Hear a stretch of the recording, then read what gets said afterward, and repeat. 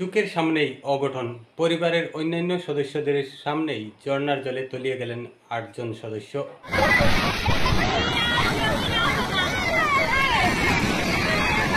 চোখের সামনেই অঘটন, পরিবারের অন্যান্য সদস্যদের সামনেই ঝর্ণার জলে তলিয়ে গেলেন ৮ জন সদস্য। ৩ জন অক্ষত, ৩ জনের মৃতদেহ উদ্ধার, ২ জন এখনও নিখোঁজ।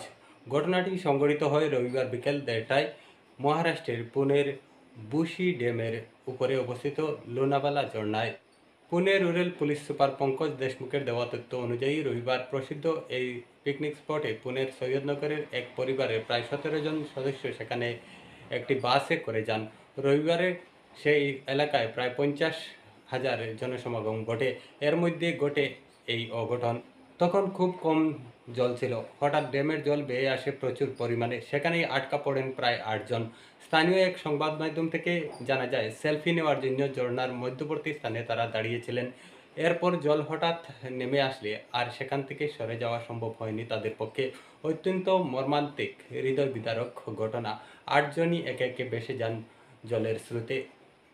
যদিও ধারণা করা হচ্ছে ৩ জন অক্ষত উদ্ধার হয়েছেন, তবে বছর ৩৬-এর শাহিস্তা লিয়াকত আনসারি, বছর ১৩-র আমিমা আদিল আনসারি, বছর ৮-এর উমেরা আদিল আনসারির মৃতদেহ পুলিশ উদ্ধার করেছে। এদিকে বছর ৪-এর আদনান সাবাহত আনসারি, বছর ৯-এর মারিয়া আকিল আনসারি এখনও নিখোঁজ।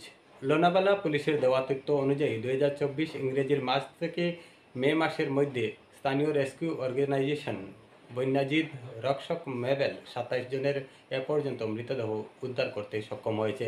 এরপর এই দুর্ঘটনাটি সংঘটিত হয়েছে। এদিকে পুনে রুরাল পুলিশের পক্ষ থেকে জনসাধারণের প্রতি সতর্ক বার্তা জারি করার পাশাপাশি পিকনিক স্পট লোনাভালা, পাবনা এবং খান্ডালার ঝুঁকিপূর্ণ জায়গায় যাওয়া এবং চলাফেরায় নিষেধাজ্ঞা জারি করা হয়েছে।